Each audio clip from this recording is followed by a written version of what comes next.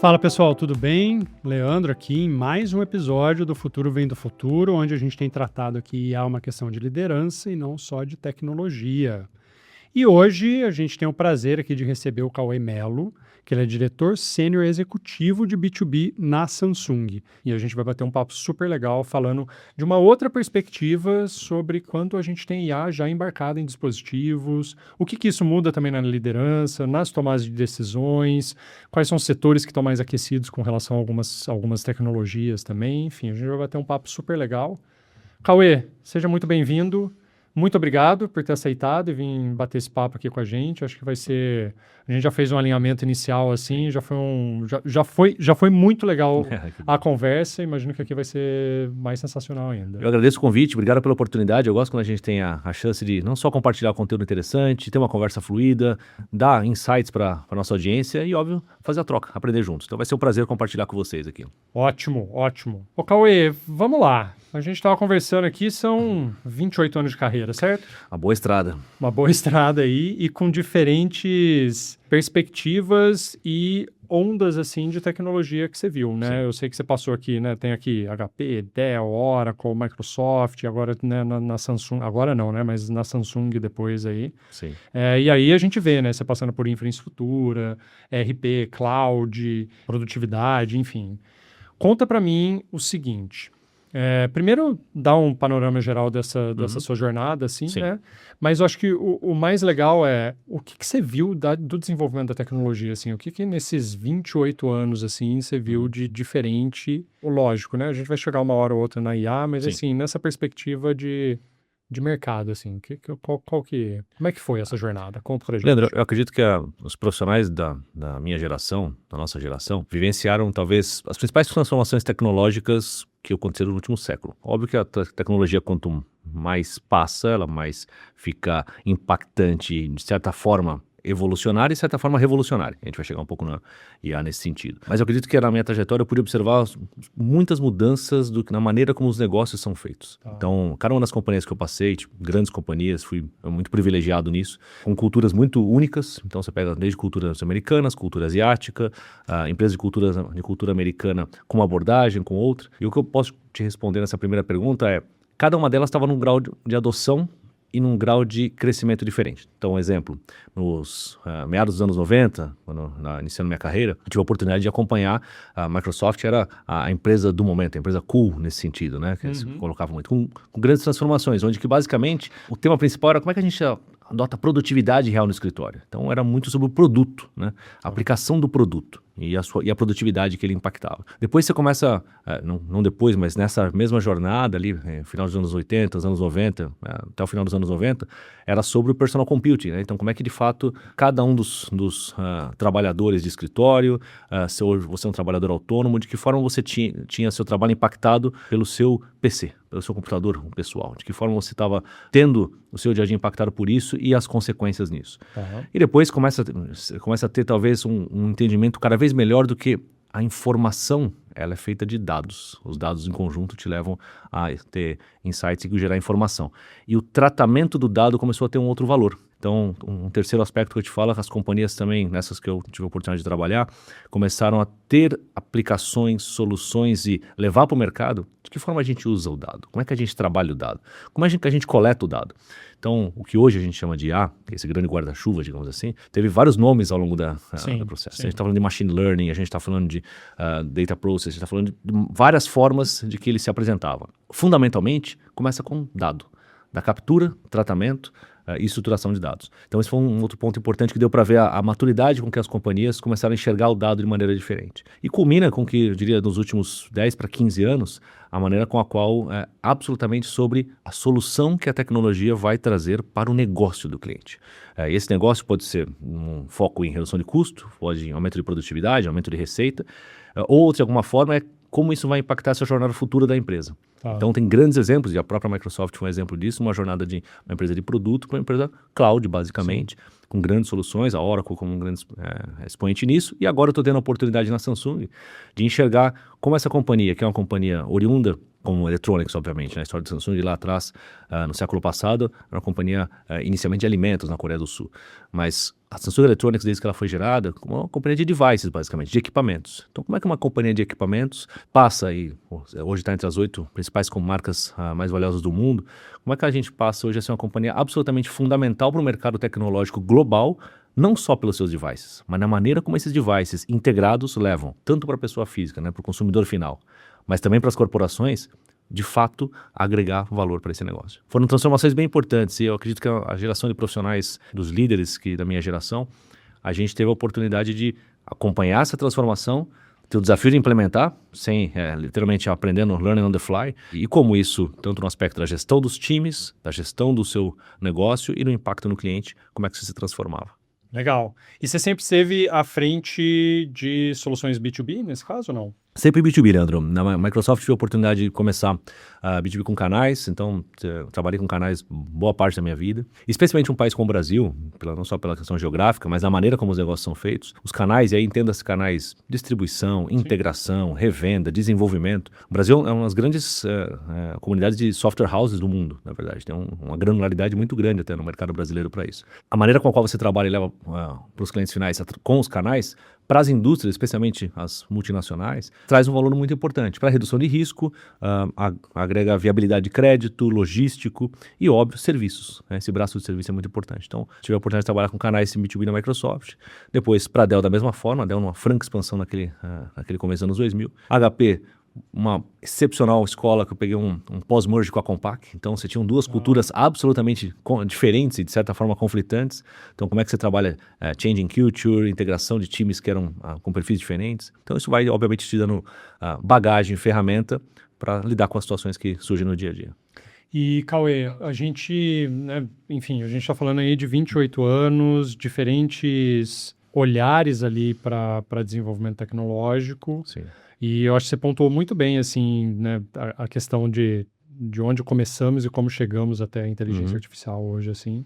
E aqui no Futuro Vem do Futuro, pelo menos para essa temporada, a gente tem explorado o tema inteligência artificial, mas num olhar muito de liderança, né? Sim. Então, não é mais só sobre tecnologia. Né? Sem dúvida. Tecnologia é sensacional, tudo, mas vai além desse ferramental. Sim. E aí, eu queria, desses 28 anos... Eu imagino que você deva ter visto diferentes tecnologias chegando e levando isso também para o mercado. Sim. Né?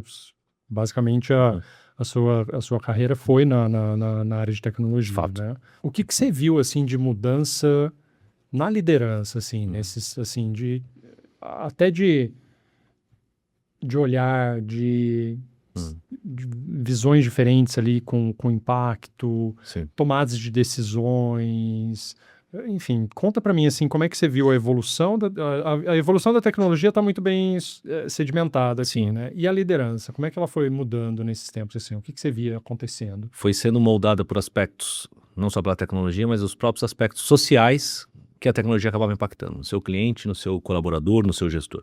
Tá. Por exemplos práticos, quando a gente participa de eventos de tecnologia, grandes CIOs, CTOs, sim, até, vamos colocar, meados dos anos 2000, acredito que uma trajetória, um tempo interessante. O CIO, CTO ainda era uma área suporte da companhia.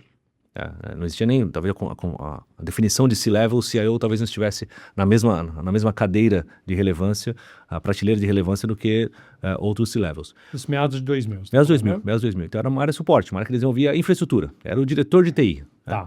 Então o objetivo era gerar infraestrutura. Se a infraestrutura seja de informática, seja de telecomunicações, seja ela qual for, basicamente uma área de suporte. Então existia uma demanda de negócio, essa era o suporte. E para transformação digital, provavelmente, nessa época? Ou Transformação digital, a gente começa a falar, de novo, tem vários nomes ao longo das décadas, mas eu posso colocar que a transformação digital na prática, a gente está falando de 10, 15 anos para cá. Tá. Quando a gente fala lá nos anos 2000, a maneira com a qual o CIO foi trazido para a cadeira do board para discutir negócio, não para discutir infraestrutura, talvez foi uma das grandes transformações que a gente viu para que a liderança, não só de tecnologia, não só o CEO, CTO, mas porque o CMO, para que o CRO, o responsável de vendas, o responsável de operações, o responsável, entendesse que a tecnologia, de alguma forma, já estava no dia a dia deles e poderia impactar positivamente muito mais se desenhado em conjunto e já de início de um processo novo. Então, seja numa aquisição, uma aquisição de uma nova companhia, seja num desenvolvimento de crescimento de médio prazo, como é que eu vou usar as ferramentas ou práticas tecnológicas para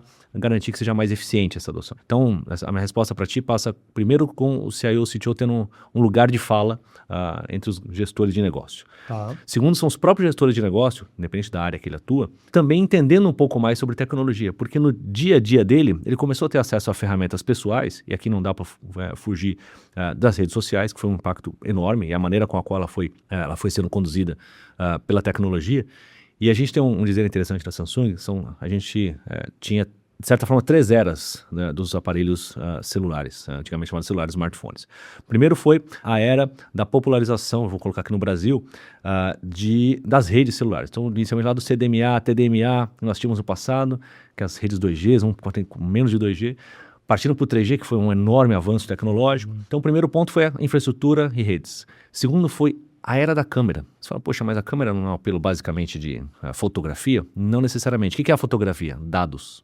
Fotografia é um dado. Então, quando, de alguma forma, a captura de fotografias, de conteúdos e a maneira como isso ia sendo gerido pelas pessoas no seu dia a dia, nas suas redes sociais, no seu convívio familiar, isso também foi sendo levado para as empresas. De uma outra forma, mas levado para as empresas.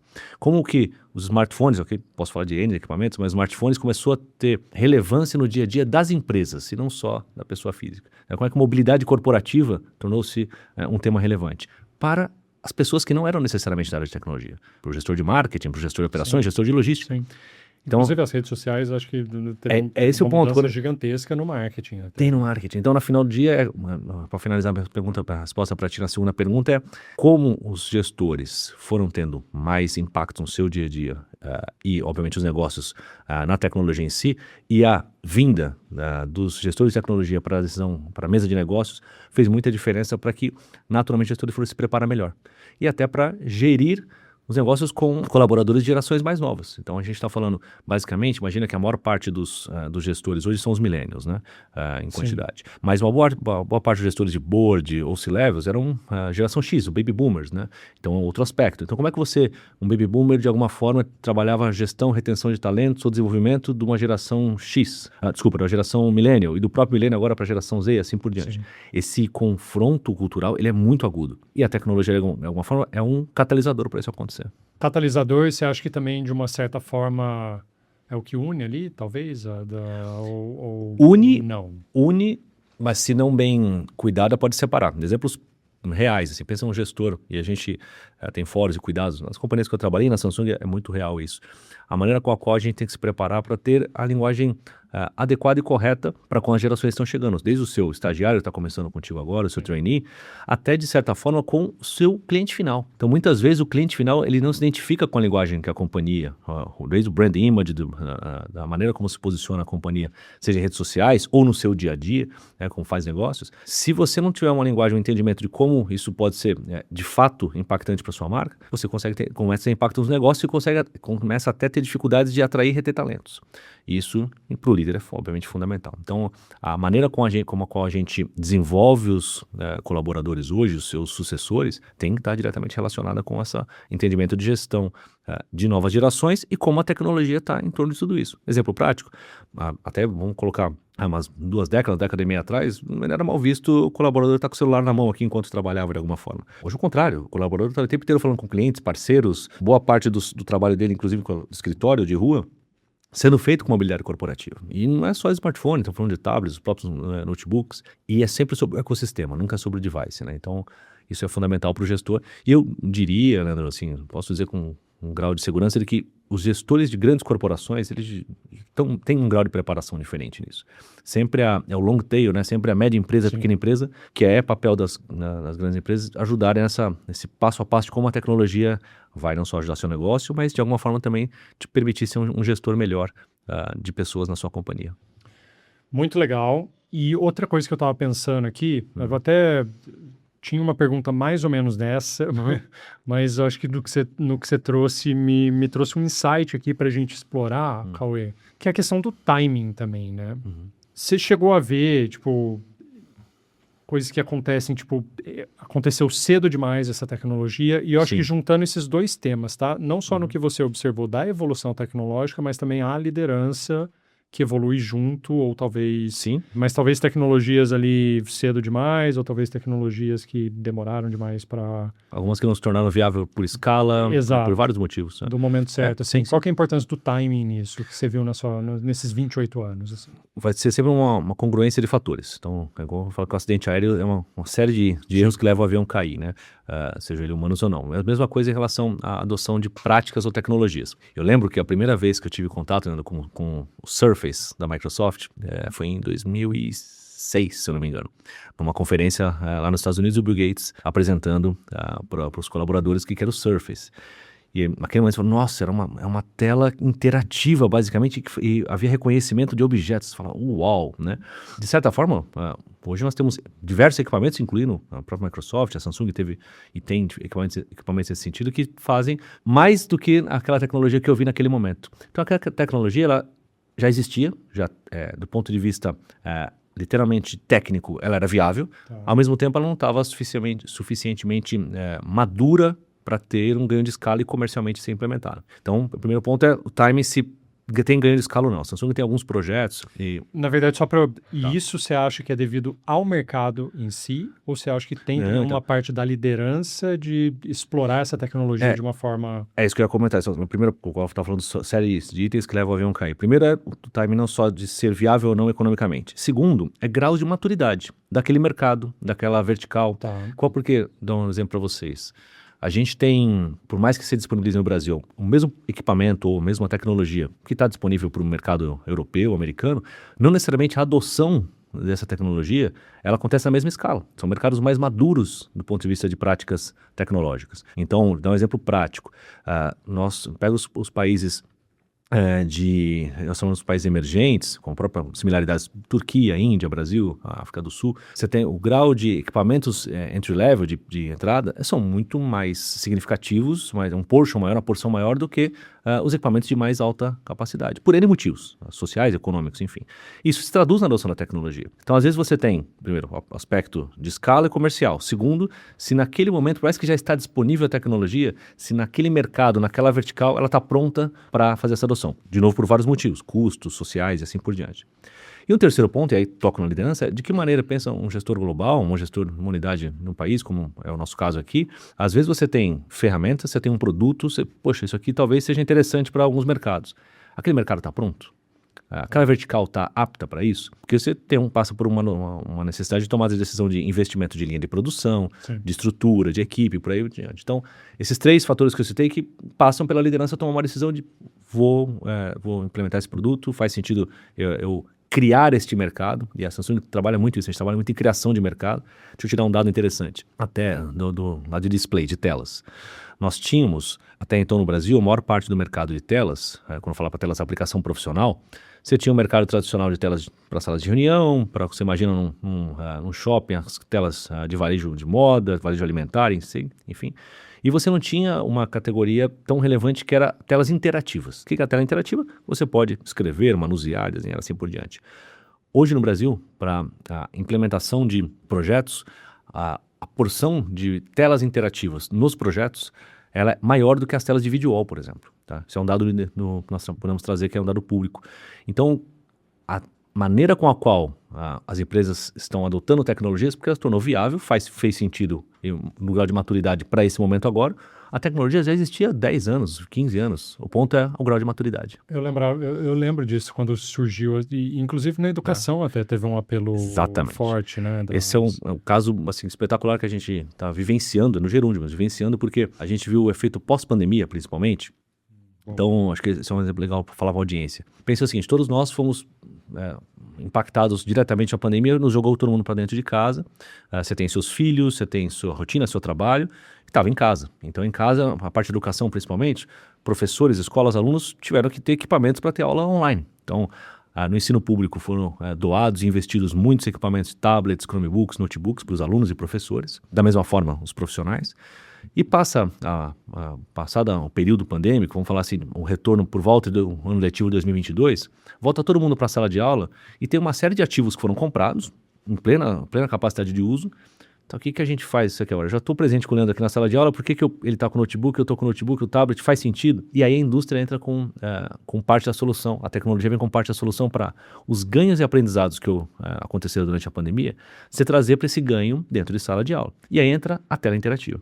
Então, em educação, nós estamos literalmente no Brasil falando em dezenas de milhares de salas de aula que a Samsung tem implementado. São telas interativas para suporte ao professor, em que seja um ensino híbrido, ou seja, parte da classe presente, parte remota, ou 100% remota, só o professor em sala de aula, ou mesmo todos aqueles em sala de aula, como é que o professor você empodera o professor, dá ferramentas para ele ter uma produção melhor, ele ser o grande maestro de fato, colocar toda a pedagogia dele em prática, utilizando lousa ou materiais que ele preparou antes, ele passar mais tempo investindo nos alunos, no desenvolvimento do aluno, do que necessariamente na escrita e assim por diante, usar ferramentas, inclusive de IA, que a gente vai falar daqui a pouco, para gerar e dar suporte ao conteúdo para ele. E da mesma forma, você permitir que os alunos tenham ferramentas de interação para garantir uma absorção melhor no ensino nisso. Então, pós-pandemia até agora, Leandro, a gente está vendo uma adoção, assim, números vertiginosos. O mercado de telas interativas crescendo a duplo dígito altíssimo de adoção, com grandes cases públicos e privados. E a gente tem sido muito feliz em participar desse processo. Samsung é um grande líder nisso. Isso além da educação também, né? Se da educação, que é o caso talvez mais expoente, né, com o caso da pandemia. Mais didático, talvez, de entender. Didático, assim, tem exemplos bem bacanas que ajudam a tangibilizar, a gente vai falar isso para frente, mas no mercado como um todo, pensa salas de reunião. A maneira com a qual a gente interage em salas de reunião é diferente.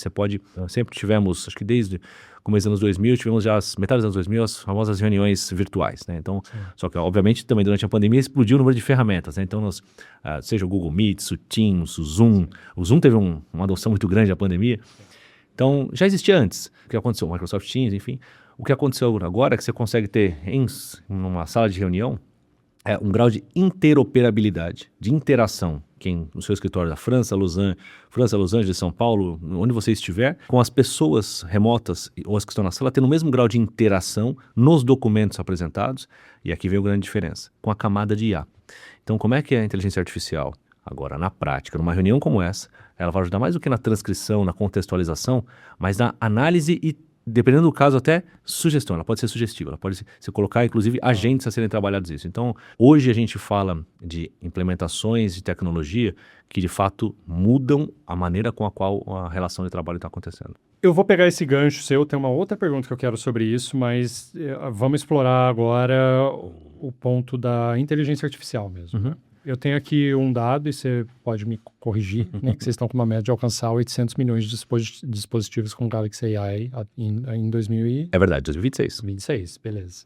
Globalmente. Como que está esse modelo de uso e implementação da IA com vocês? Assim, o que... A pleno vapor, Leandro. Hoje a Samsung tem no seu ecossistema todo de produtos e soluções, eu digo para você, não tem, nesse momento, de todo o nosso portfólio, pensa esse portfólio passando por linha branca, passando por linha marrom, televisores, passando, obviamente, por todos os equipamentos de mobilidade, tablets, celulares, notebooks, passando pelos wearables. Então, o que é o wearables? O seu relógio, o seu fone de ouvido, chegando até, falando de grandes telas, todo esse portfólio, todo equipamentos médicos, todo o portfólio que você imaginar que a Samsung tem hoje, não tem nenhuma parte do portfólio que a gente já não esteja ou desenvolvido ou esteja desenvolvendo soluções com IA embarcada. E o que é essa IA embarcada? Vamos traduzir um pouco para a audiência. Você pode ter, por motivos mais óbvios, então no próprio smartphone, você tem lá uma IA embarcada, essa IA tanto da Samsung quanto dos nossos parceiros, como o Google, por exemplo, o Gemini do Google, nativo nos nossos smartphones. Então, a parte mais óbvia, talvez mais do dia a dia que as pessoas enxerguem. Mas chegando, por exemplo, pensar no dia a dia das pessoas, na sua televisão. Então, no seu televisor hoje você tem IA embarcada. Você pode conversar com a sua televisor pelo seu controle remoto, desde solicitar comandos básicos até pedir análises. Pode pedir análise de algum conteúdo específico ou fazer algum apontamento de uma programação vindoura. E aí eu estou indo até para a parte de linha branca. Você consegue hoje ter inteligência artificial na sua geladeira. Eu fiquei curiosíssimo. Não, é espetacular. E é tão bacana isso. Eu convido a todos que tiverem oportunidade e vontade. O escritório da Samsung está de portas abertas para receber agendamentos, tanto de corporações, parceiros, onde a gente mostra tanto, nós chamamos do projeto Casa Conectada, então nós como pessoas físicas, o que a Samsung tem para a proposta de solução de casa conectada, no conceito de Smart Things, e, obviamente, a parte corporativa, que é o nosso, a gente vai falar mais para frente, é o Business Experience Studio, onde a gente coloca na prática como é que um varejo alimentar, como é que uma escola, como é que um varejo de moda, como é que uma sala de controle, como é que uma prefeitura, e assim, N verticais, com esse ecossistema funcionando na prática. Então, no caso de linha branca, você tem uma geladeira, por exemplo, que ela tem câmera integrada e você pode, pela câmera, com a ferramenta de IA na câmera, você consegue enxergar remotamente o que tem ou não, óbvio, por ter uma câmera remota, mas a ferramenta de IA, por exemplo, ela consegue gerenciar por si só o tipo de temperatura de acordo com os alimentos que ali estão. Então, ela consegue identificar, poxa, aqui eu tenho mais frutas e verduras, eu vou um determinado grau de temperatura, outro grau de ciclo. Se eu tenho mais congelados, eu tenho outro grau de ciclo, e assim por diante. Isso é um exemplo de vários que eu posso citar aqui. Indo para tempos até mais interessantes, assim, de ponto de vista de qual grau de granularidade que isso chega, óbvio, já é mais comum aplicado, você tem lá a máquina de lavar roupas, em que ela consegue enxergar tipos de tecido, de acordo com o tipo de tecido, ela estabelece o ciclo para você. Nossa, para mim isso seria maravilhoso. Então, assim, isso eu não uso o consumo na pessoa física. E na pessoa, para a empresa, pessoa jurídica, a gente consegue ter aplicações de inteligência artificial espetaculares. Então, num ponto de venda de varejo, por exemplo, varejo alimentar, como é que você, já é bem comum, pensa numa praça de alimentação num shopping. É bastante comum já, você tem o autoatendimento, através de um totem, você tem lá a tela de senha, de fila. Agora, como é que você ajuda o varejo alimentar, que ele funciona basicamente do turnover, né? Ou seja, pela rotatividade de pessoas. Ali você tem dois KPIs principais, né? 2 indicadores principais. Como é que você aumenta o ticket médio por cliente, além do fluxo do cliente. Então, como é que você vai ter pode ter um software, que é a prática que nós usamos com várias das grandes redes do Brasil e do mundo, em que vai te ajudar o seguinte, poxa, na loja de São Paulo, eu vendo muito bem o sorvete pós-almoço. Mas na loja de Porto Alegre eu não vendo tão bem. Já na loja de Porto Alegre eu vendo muito bem café à tarde, na de São Paulo eu não vendo tão bem. Então, como é que você consegue ter, através da conexão que a IA vai ter com o seu RP, com o seu CRM, com o seu software específico de cozinha, para que ele, de alguma forma, faça a sugestão e tradução, seja do menu board, do que vai ser mostrado, do cliente que acabou de fazer o pedido, o que ele não comprou, o famoso batata acompanha, seja substituído por alguma oferta pontual para você não perder o cliente e aumentar o ticket médio na ponta, sem fazer com que ele saia da fila da cozinha. E, ao mesmo tempo, ter alguns graus de gatilhos, como, por exemplo, poxa, mudou a temperatura. A IA pode tirar automaticamente o sorvete do menu board e colocar o café. Porque a temperatura caiu, por exemplo. Não precisa ofertar sorvete agora. E assim por diante. Tem N aplicações que podem ser feitas. Então, a IA embarcada, ela vai, de novo, cada um dos aparelhos que eu citei para impacto pessoa física, no nosso dia a dia como consumidor, e em pessoa jurídica, aí nós temos uma infinidade de aplicações e exemplos muito bacanas. E o quanto isso é futuro e o quanto já está presente, assim. É absolutamente presente. E a gente tem, o importante, quando a gente fala presente, primeiro, dia a dia, nós como pessoas físicas. Então, imagina, você tem no smartphone hoje, talvez seja uma das ferramentas mais poderosas que a humanidade construiu para o bem e para o mal em muitos aspectos, na maneira com a qual você pode utilizá-la. Quando eu falo para o mal, é em relação ao risco e a segurança que Mas isso, sempre o problema não é a ferramenta, né? Quem está usando, isso, né? Você completou o que eu ia falar agora, que é a maneira com a qual a pessoa utiliza e, no caso de empresa, como é que o gestor de segurança de informação pode trabalhar. Então, você tem a possibilidade, desde um smartphone nesse tipo de pessoa física e na empresa, como é que essas tecnologias reais, já do dia a dia, estão sendo implementadas. Então, nós temos cases de sucesso que a gente pode compartilhar, que são cases públicos. No canal da Samsung Brasil, no YouTube, tem vários cases publicados. Todeskine, PepsiCo. Se eu vou cometer uma gafe aqui, eu não vou lembrar de todos. Convido a todos a acessarem lá, porque lá são cases do cliente falando da aplicação e não é sobre o produto. Porque quando a gente fala pessoa física, no nosso dia a dia como consumidor, a qualidade da câmera, quantos pixels importa. O tamanho da tela importa, né? Se é 4K, se é 8K, é mais sobre feature, né? Na empresa, na aplicação, é sobre o ecossistema e a solução. Então, de verdade, a qualidade da câmera é muito importante, mas ela sozinha por si só, uma feature não é importante. É o benefício que isso traz integrado para alguma coisa. Então, a gente tem esses cases que eu falei, entre outros que estão lá.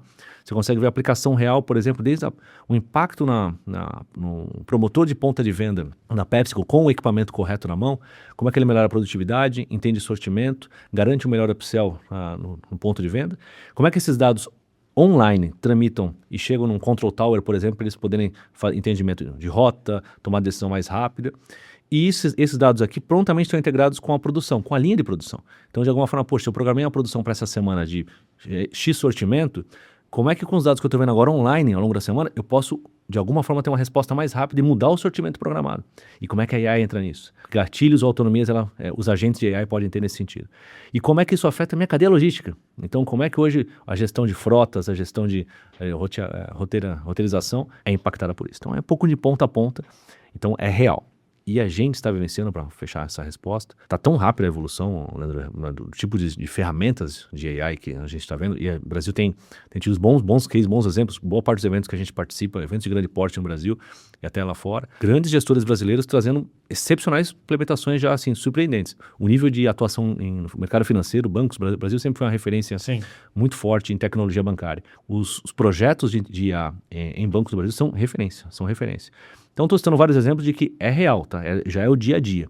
Muito mais do que, às vezes, as pessoas imaginam, né? O backstage está funcionando a pleno vapor. É que a transformação está tamanha, e aí você pega essas grandes empresas, né? Tanto Samsung como esse grande stack, né? Que independente, por exemplo, do tipo de LLM que você vai utilizar, você pode trabalhar OpenAI, Anthropics, Gemini, Copilot, qualquer sabor que você queira, a gente acaba sendo esse parceiro para todo. Então, os tipos de avanços que você consegue ter nos agentes, para cá nesses players que eu citei, você pegar o próprio Google Gemini, que é um grande parceiro nosso, pega a versão do Google Gemini, o impacto que você tinha há um ano atrás, exatamente há um ano atrás, e olha a ferramenta de agora. O grau de execução, de complexidade, de a automação de tarefas e a maneira como ele consegue ter um impacto tão maior na geração dessa produção, que é o Gen AI, esse é o grande pronto, é enorme. Então essa evolução está muito forte, constante, e é papel da liderança ter o tempo inteiro buscar a formação. Eu, por exemplo, eu busco constante formação. O que me trouxe até aqui nesses 28 anos, te garanto que não é o que vai me levar nos próximos 28 anos de carreira. Então não quero dizer, boa parte do que eu tenho invisto no meu tempo hoje é como é que eu estou aprendendo não só, óbvio, dada a cadeira que eu ocupo, numa empresa que está na fileira da frente de gestão e tecnologias em IA, como é que eu levo isso para os meus clientes e de maneira que eu aprenda. Então eu estou aprendendo, estou fazendo cursos, lendo livros a respeito, para que a gente consiga exercer melhor essa função e estar preparado. Ótimo. Quando você estava falando dos dispositivos e também linha branca e tudo mais, eu estava vendo bastante ali o valor e, né, surpreende mesmo quando a gente fala de um B2C. Sim. Você está no B2B, né? Então na Samsung, né? Então eu fiquei pensando depois assim, para uma venda B2B ou para uma abordagem ou para conversar com o executivo de um cliente ali, vai muito além da ferramenta e muito mais a arquitetura da solução, né, de como ele vai usar. Exatamente. Né? E aí vai conectando com o que você estava falando. A tela não é a tela, é como isso dentro de uma reunião. De um ecossistema faz sentido para aquele negócio do cliente. Tá. Seja ele qualquer negócio. Então, faz sentido. E como você tem visto hoje, pensando nessas tecnologias, porque assim, quando a gente traz para cá, Cauê, falando de inteligência artificial como a ferramenta,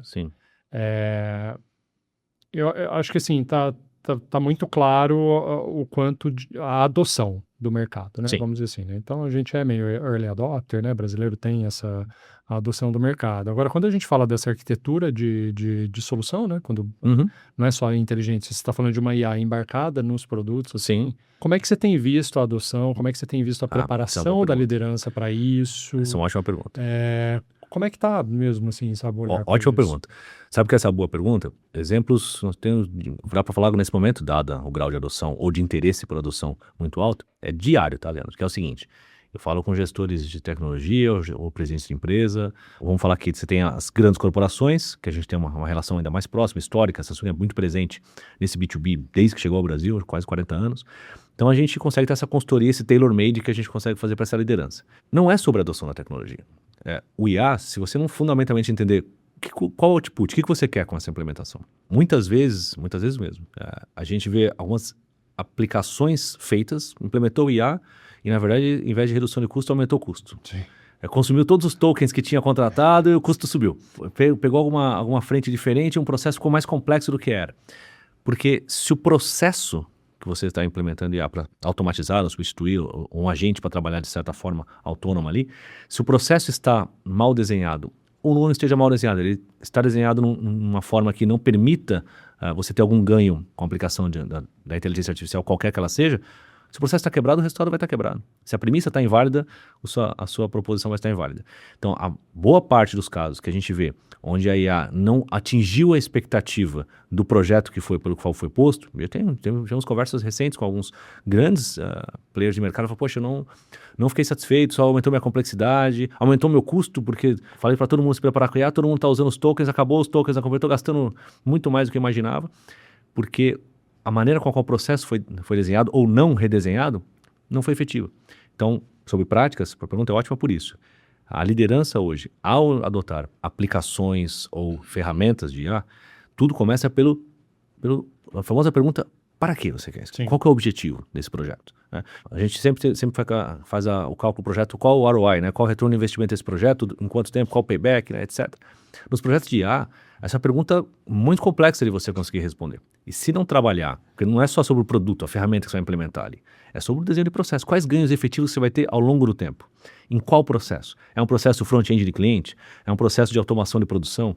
É um processo de reescrever códigos quando você vai ter, por exemplo, um web service para um e-commerce? Então, tudo começa, as melhores práticas de projetos com implementação com IA passam pelo desenho, entendimento do desenho de qual processo e de que forma ele vai ser substituído. Número 1. Depois a pergunta que também me fazem, poxa, Samsung, qual ferramenta de IA você, além das que vocês naturalmente têm, próprias embarcadas nos seus equipamentos, quais outros parceiros você recomenda e por quê? Eu falo assim, olha, de novo, depende do que você quer, né? Qual que é o projeto. Todos esses players, até citei alguns agora há pouco, são excelentes players e estão em constante evolução. A Microsoft, grande parceiro nosso com o Copilot, o Google, nós somos o maior parceiro Google do mundo, né? Dada a nossa base instalada, com o Gemini. Excepcionais ferramentas. Então, a segunda recomendação que a gente fala é depende do que você quer. E aí, uma vez você entendendo o que você quer, a nossa recomendação é se atenha a uma ferramenta, uma linguagem, pelo menos no início. Até você... As grandes corporações já estão num outro grau de escala, mas médias empresas, no Brasil, vou falar empresas de faturamento perto de 1 bi anual, que estão nessa... Poxa, eu preciso adotar IA, senão vou ficar para trás pelos meus concorrentes e tal, mas eu não sei por onde começar, eu começo a adotar várias ferramentas em paralelo. Não é isso que vai te dar efetividade. Então, a nossa recomendação é, vamos desenhar um projeto juntos, a 4 mãos quando necessário, o nosso ecossistema de parceiros especializados nisso. De alguma forma, vamos te ajudar a entender os processos que você quer automatizar ou colocar agentes, de que forma isso vai ser implementado, em quanto tempo e com qual linguagem. Porque aí você permite ter ganhos de escala real, você consegue ter mensuração do projeto a ser implementado. E tem algumas empresas que partem para o desenvolvimento de engines próprios de IA, né? Não fazem adoção de um LLM grande de mercado, vão para o engine próprio. Também é uma alternativa, mais custosa em alguns aspectos, porém que permite talvez um grau de customização maior. Então depende muito do projeto. Então essa pergunta é ótima sua, porque é o nosso dia a dia. Hoje a Samsung se coloca, para ser esse solution provider seu, no customizado na grande empresa, para cada líder que a gente tem em reunião, eu falo, líder, o que você quer com esse projeto? Qual que é o horizonte de projeto que você quer ter de resultados aqui? Quando você vai para o long tail, para média e pequena empresa, a gente não consegue, talvez, esse grau de customização tão grande, esse 1 a 1 que a gente faz. Então, você tem que permitir, de alguma forma, um serviço, um autosserviço, seja no seu conteúdo online, no seu site, na sua plataforma, às vezes no call center, que também, boa parte hoje dos agentes de call center são agentes já de IA.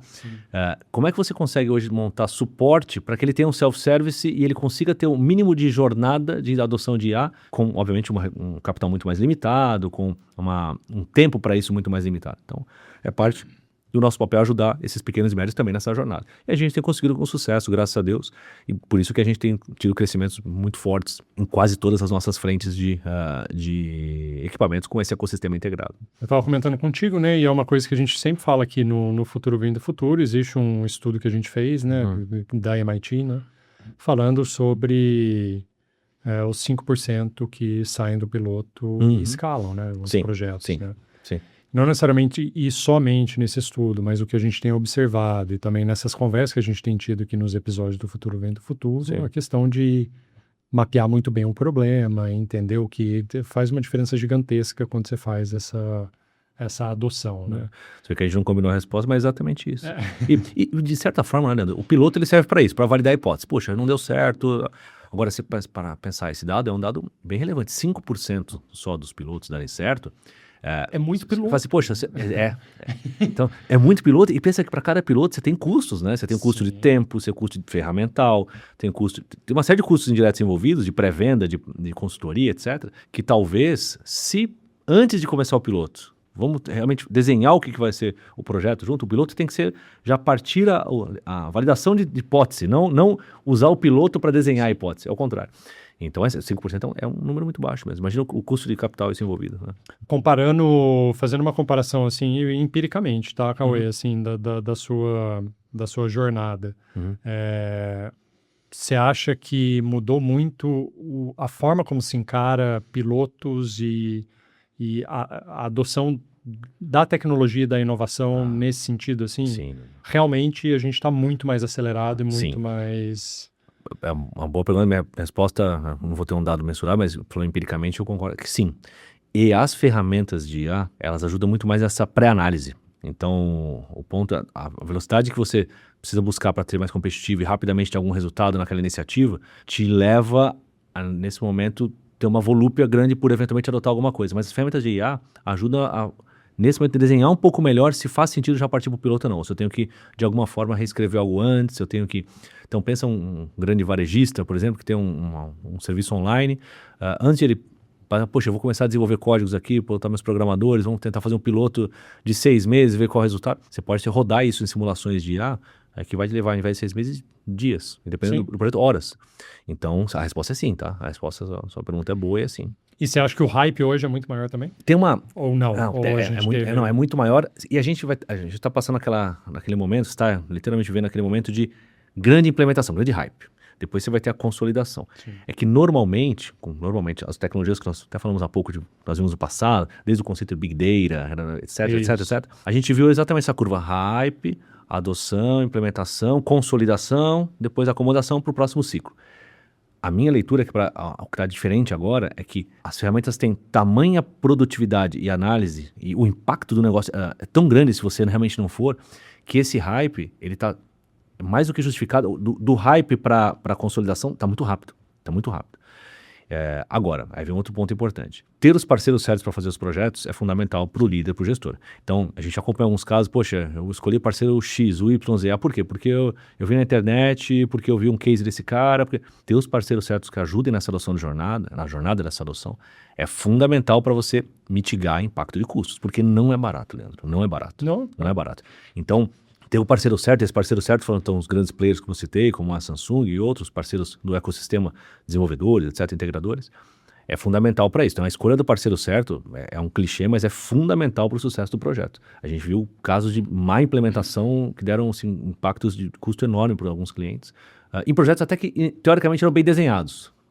No desenho, mas na implementação e na prática, as ferramentas ou o parceiro escolhido não foram as ideais. Então, isso é um ponto fundamental. Então, por isso que eu coloquei da hype, que está muito grande. Ainda tem, e óbvio, na hype você tem muita gente que quer falar sobre o tema sem necessariamente ter propriedade sobre o tema. E é por isso que eu te coloquei. Eu e todo o nosso staff, eu tenho um cuidado muito grande de a gente estar com conteúdo de propriedade para falar contigo sobre esse tema. Então, se eu não souber se eu falar com o tema, não tem problema. Eu falo, Leandro, não tem essa informação, eu vou buscar para você e prontamente vou te trazer. Mas o que a gente acompanha tanto em criadores de conteúdo, quanto alguns parceiros, quanto parte do ecossistema, quer falar sobre IA, porque está na hype, exatamente o ponto que você colocou, mas não tem a propriedade, o conteúdo ou, fundamentalmente, o cuidado de orientar isso correto. Então, as empresas e mesmo nós, como consumidores finais, temos que tomar muito cuidado quais parceiros, quais ferramentas você vai adotar, porque, de novo, dado, no final do dia, se resume a dado, o dado é nosso item mais valioso, dado pessoal é nosso item mais valioso. E o estrago que pode ser feito com dado pessoal é enorme. Sim. E tem uma questão também de... Tá democratizada, né? Então, absolutamente. Quando você traz por exemplo, Big Data, né? Que já existe já há muito tempo, né? E é uma das bases da inteligência artificial. Isso aí. Eu, por exemplo, nunca... Assim, que eu não tenho carreira técnica, Big Data para mim era um ser, né? Uma entidade ali que existia e beleza, entendo que tem ali um impacto no negócio, mas não era algo que eu... Agora, inteligência artificial, eu tô aqui, tô mexendo, tô fazendo, né? É acessível, né? Isso. E lá no começo da nossa conversa eu falei, os gestores foram tendo que adaptar o seu estilo de gestão e de atuação, porque as pessoas, colaboradores e clientes finais, estavam com tecnologias cada vez mais nas suas mãos, como foi o caso de redes sociais e assim por diante. A mesma coisa agora com IA. Então, tem algumas pesquisas que a gente tem acesso, algumas são públicas, outras não, que falam, uma que me chamou muita atenção é a seguinte, é a maneira com a qual hoje algumas ferramentas de busca, a pessoa buscava muito mais pelo seu browser, um browser famoso, ou algumas buscavam até pela sua principal loja de e-commerce. Hoje, no Brasil, na verdade, na América Latina, o dado que tinha na pesquisa, a principal ferramenta de busca agora é um chat de AI. Sim. Então, isso é uma mudança muito brusca. Pensa os nossos filhos... O mau uso de uma... Não tanto o nosso uso, mas especialmente as gerações vindouras, que é a geração alfa que está chegando aí. Daqui 10 anos serão consumidores ativos. Talvez uma boa parte da população de consumidor ativo. A busca dele não vai estar mais no browser, não vai estar mais na loja de e-commerce dele. Sim. Vai estar numa ferramenta de IA de suporte, ou o seu agente. E o fomento de agentes, o desenho de agentes, isso é uma prática também, alguns livros têm trazido, e é bem interessante e perigoso, é como você cria agentes para gerenciar agentes, né? O harness de agentes. Então, como é que você desenha agentes para ser o seu agente do agente de viagem? Como é que você é o seu agente do seu agente que cuida das suas finanças, por exemplo, as finanças pessoais? Então, saber escrever agentes, eu vi um comentário da Satya Nadella da Microsoft que eu achei ótimo, que é, da mesma forma que as pessoas criavam documentos em Word, com roteiros, hoje elas vão criar prompts, e os prompts, a maneira de criar prompts vai ser tão natural para essa geração que está chegando agora, e as ferramentas que ela vai usar, de que a maneira que vai interagir com os agentes. Os agentes são os grandes supporters dela, né? Então, o líder entender isso é fundamental para saber como gerir o seu negócio para frente, não só para o curto prazo. Muda muito mesmo, porque assim, eu imagino, né, que você também conheceu o mundo sem internet. Sim. E aí depois a gente teve o mundo com a internet, mudou muito. Sim. Pessoas que nasceram ali, né, 2000, por exemplo, não conheceram o mundo sem internet. E já tem uma diferença cultural grande. Significativa. E agora eu fico imaginando as novas gerações que não conhecem o mundo sem a inteligência artificial. Exponencial. Né? Vai ser. Se para nós que começamos a conversa falando disso, né? Nós podemos acompanhar talvez as principais, uma maior parte das principais barreiras tecnológicas sendo rompidas. Já é impactante, já é de alguma forma transformador. Imagina para essa geração de agora que ela vai ser, mais do que nativa digital, que é um conceito que se usa, ela vai ser nativa de inteligência artificial. Então, isso muda muita coisa mesmo. E a gente tem muito dever de casa nas companhias para ir trabalhando para fornecer melhores produtos e serviços, no meu caso B2B, para outras companhias, e ao mesmo tempo, como responsáveis e pessoas numa sociedade, como você fornece isso com segurança. Você repara que é a terceira vez que eu cito segurança, porque é uma preocupação legítima em qualquer projeto que você tenha de IA, seja em pequena ou grande escala as corporações, segurança tem que ser a premissa. Então, na Samsung, por exemplo, quando a gente trabalha com a questão de segurança, conceito de segurança, que é on-premise, por exemplo, um exemplo prático, nossa plataforma de segurança chama Knox, né? Então, quando você liga o seu celular, aparece lá Secured by Knox. A gente tem equipamentos de mobilidade quase todos geridos por Knox. Nós temos por conceito na política de IA, a Samsung tem uma política de IA pública, quais são os preceitos que a gente usa para a inteligência artificial. Por exemplo, o Knox, antes de você entrar no sistema operacional, ele já está encriptografando, está encriptado todos os seus dados, para evitar que você tenha a opção de encriptar ou não, para evitar que seus dados já sejam eventualmente compartilhados assim que o sistema operacional está ativo. Então, você quer rodar o IA só no aparelho, ou você quer rodar no aparelho permitindo que algum parceiro tenha acesso a isso na nuvem ou não? Você quer rodar isso só na nuvem? Então, você democratizar e ao mesmo tempo chamar a atenção para esse ponto de segurança é fundamental. Muito bom. Só mudando um pouquinho de assunto, não tanto, né? Porque no final das contas a gente vai falar dessas temáticas. No ano passado, em agosto, que eu tenho aqui, né? Vocês inauguraram o Business Experience Studio, né? Sim. Que é onde vocês concentram diferentes tecnologias, certo? Com inteligência artificial embarcada também, né? Obviamente. E para diferentes setores também, né? E lá o foco é B2B, né? Ou não necessariamente? O BS é B2B, o Business Experience é B2B. É o que eu coloquei há pouco. Nós temos a possibilidade, e reitero aqui o que eu falei há pouco, todos convidados, como amantes de tecnologia e como gestores de negócio, eu diria que é impactante e transformador mesmo a experiência. O espaço que a gente tentou fazer em B2B, como eu falei, em B2C, talvez fica mais fácil entender o impacto no smartphone, da minha linha branca, etc. No B2B, de novo, não é sobre a feature, é sobre o ecossistema. Como é que eu mostro esse ecossistema impactando na prática uma vertical? Por exemplo, agências bancárias. Esse é um exemplo real que nós temos lá. A gente vem acompanhando, no Brasil, desde 2017, fundamentalmente, o número de agências vem reduzindo meio drasticamente, eu diria assim, a duplo dígito no Brasil. Por diversos motivos, dentre eles, você prefere um autosserviço mais rápido online, você não quer ir para uma agência bancária, o banco não quer que você vá para uma agência bancária, que é custoso. Cara, eu não lembro a última vez que eu pisei numa agência bancária. Eu faço essa pergunta para todo mundo que vai lá, fala assim, quando foi a última vez que você entrou numa agência bancária? As pessoas ficam, poxa, eu não lembro. Eu não lembro. E normalmente, Leandro, você fala assim, foi para duas coisas. Ou para resolver um problema, então você já vai com um grau de insatisfação, Opa, de alguma forma eu queria ter um atendimento personalizado que eu estou com uma dúvida, seja no investimento, seja alguma segurança. Sim. Como é que o banco faz essa situação da necessidade de ida da sua agência para ir lá por um motivo potencialmente negativo, ou de insatisfação ou de preocupação, em de fato a palavra que é um grande clichê, uma experiência que ele fala, poxa, eu vou mais do que engajar o cliente aqui, eu vou permitir que ele entenda que tem uma experiência com o banco que ele não consegue ter somente pela mobilidade. Então a gente fala desde a recepção, do atendimento, você consegue trabalhar com avatares, você consegue trabalhar com inteligência artificial, você consegue trabalhar com integração plena dos equipamentos linkados, por exemplo, numa ativação com a sua senha, você quer fazer uma ativação para um empréstimo consignado, por exemplo. A aprovação do empréstimo, eventualmente fazer esse consignado aprovando, linkando com o seu link do GovBR, com a sua senha do GovBR. Você consegue fazer isso de maneira fluida, rápida e a jornada em si ser eficiente para o cliente de loja falar, cliente em agência, né, em loja, falar assim, fui bem atendido, nem percebi direito o tempo que eu tive que gastar aqui dentro. E, eventualmente, quando você quer dar grau de personalização, você consegue adicionar esses graus, camadas com IA e, obviamente, com atendimento humanizado. Então, você tem esse exemplo de agência bancária, mas passa lá no BS, a gente consegue ver no showroom B2B, para varejo alimentar, para varejo de moda, o corporativo, a gente consegue fazer simulações lá, isso é muito legal.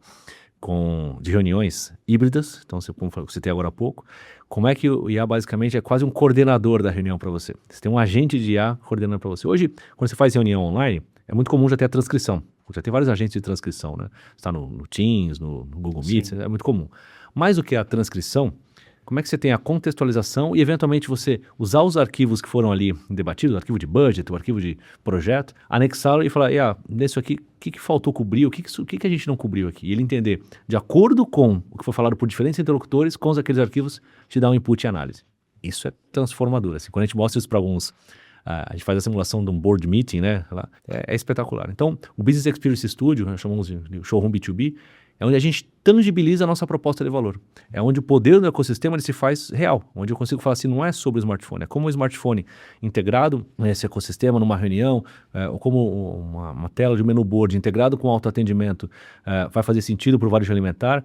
É como é que você absolutamente transforma a experiência do varejo de moda para evitando zonas de sombra em loja. As camadas de IA que podem ser aplicadas ali são inúmeras mesmo, e em graus de sofisticação que permitem já, assim, quase plug and play em muitos casos, impacto real de negócio. Então, o Business Experience Studio para a gente foi uma oportunidade, são só 7 no mundo, o Brasil é um dos poucos países que tem, então há nos Estados Unidos, tem na Coreia, obviamente, 2, tem na Europa mais 2, e aqui na América do Sul é o único que tem aqui no Brasil. Então, aqui os clientes têm a oportunidade real de fazer, inclusive, pilotos.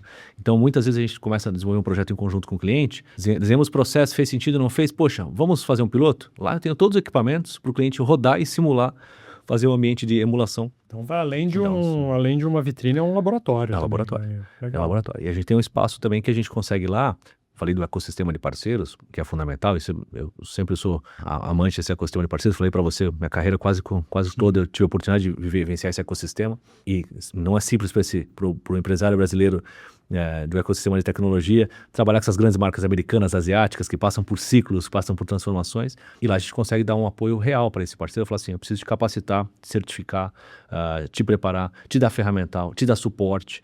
Então a gente tem um laboratório de treinamento, tanto capacitação técnica e comercial, nesse mesmo espaço. E curiosidade, assim, algum setor assim que está mais aquecido, você acha?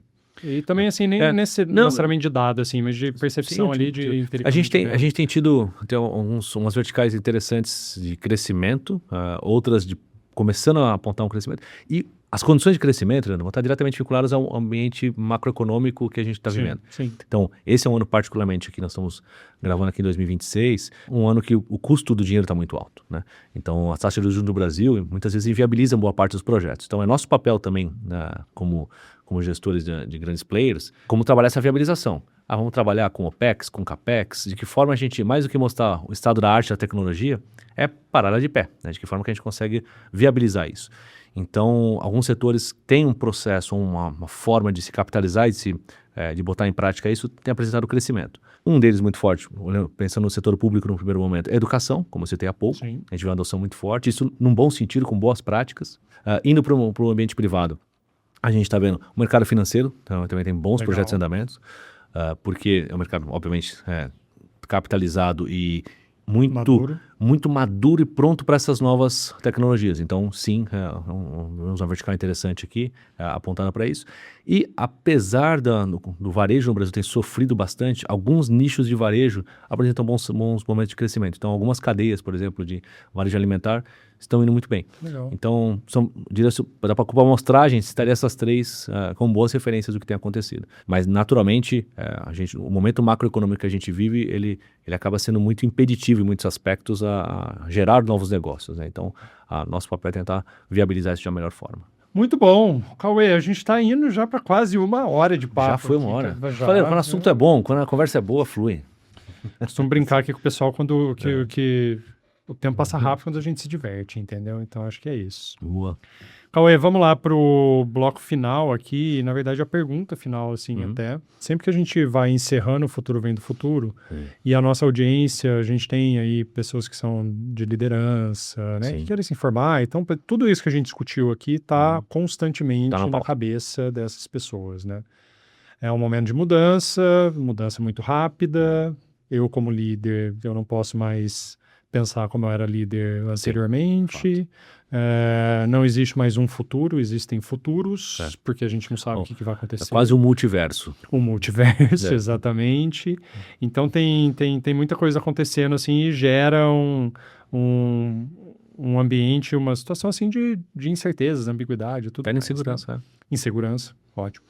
E aí a gente queria beber do seu conhecimento, assim, e aí pedir para você como uma dica de, Cauê, e aí? Na semana que vem, o líder que está assistindo a gente, quem está escutando a gente aqui, quais são 2 ou 3 decisões, assim, que você vira e falou assim, ó, vai nessa linha, toma essa decisão já na próxima semana, para conseguir lidar com tudo isso que está acontecendo. O que você daria? Obrigado. Assim, sabe?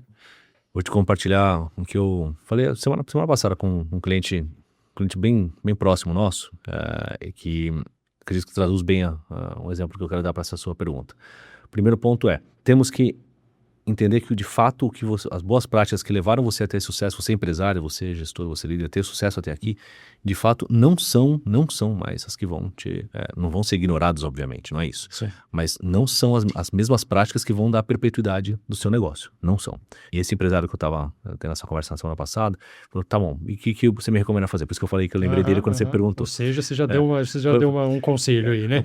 Eu falei, o que eu posso compartilhar da nossa vivência, que fala o seguinte, o primeiro ponto nós temos que nos capacitar.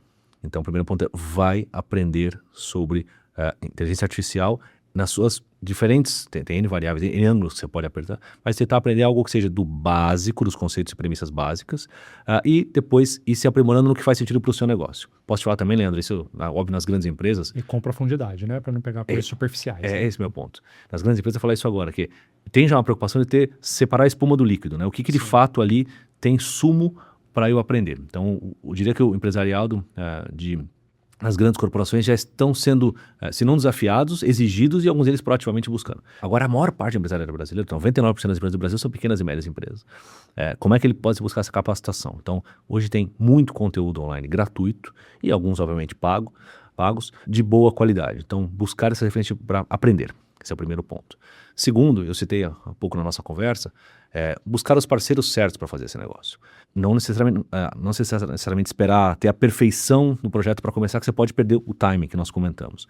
Agora, ter que selecionar o parceiro para te ajudar nessa jornada de implementação. E entender que são fases. Você não vai sair por mais que eu já tenha práticas digitais, esse mesmo cliente falou, poxa, acabei de fazer um projeto de transformação digital na minha rede, estou vendo que o que eu fiz já ficou ultrapassado. Não ficou ultrapassado, ele vai servir de base para esse próximo passo. Agora, esse próximo passo também pode ser faseado, porque as fases vai depender do desenho dos processos. Então, a segunda mensagem minha é, entenda e redesenhe os processos. Não saia implementando ferramentas de IA ou investindo em equipamentos de tecnologia se você não entender qual é o impacto que você quer com aquilo. Então, desenhar os processos é fundamental. E por último, não menos importante, não falei sobre buscar um conhecimento, ter os parceiros certos, entender o processo, mas o último, não menos importante, é sim agora entender, com esses 3 pilares estabelecidos, para onde o seu negócio, a sua área, você como gestor, vai caminhar dentro dos próximos 5 anos como negócio. Nos próximos 5 anos a gente vai ver uma transformação tão grande de IA, tão grande, que a gente não consegue ficar projetando qual a próxima ferramenta. E por isso mesmo,